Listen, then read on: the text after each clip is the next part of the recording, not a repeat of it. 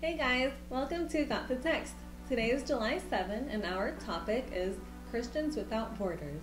And our text is found in Matthew 24:14. And the good news about the kingdom will be preached throughout the whole world so that all nations will hear it and then the end will come.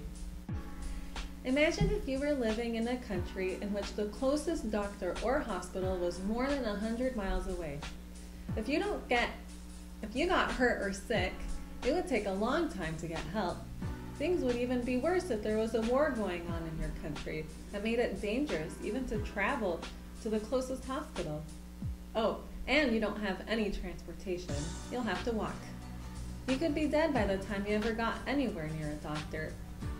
Sadly, that's not a situation that exists only in our imagination. It's what a lot of people in the world are actually living with. Back in 1971, a group of doctors and journalists decided that they wanted to do something to change that. So they formed an organization called Doctors Without Borders. They travel around the world wherever they are needed. If they have to go into a country at war, they don't take sides. They simply go into the country and treat the sick and injured. In 1999, they received the Nobel Peace Prize for their humanitarian work.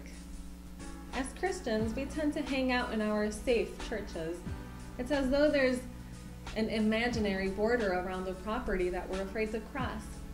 It's us and them. But what if we decided to get rid of our border?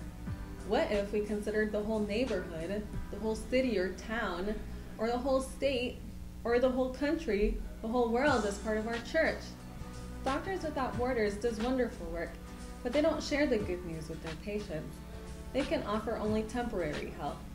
We can offer eternal help, the hope of salvation through Jesus. We may not win a Nobel Peace Prize for our efforts.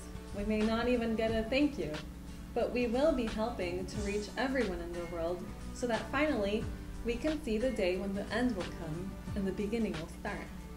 Is life here so great that you want it to go on and on?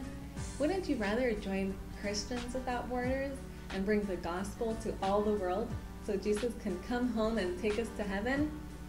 The next time you're at church, pretend the walls don't exist. Look outside and think of the neighborhood all around as part of the church. Would you act any differently to the people outside if there were no walls separating you from them?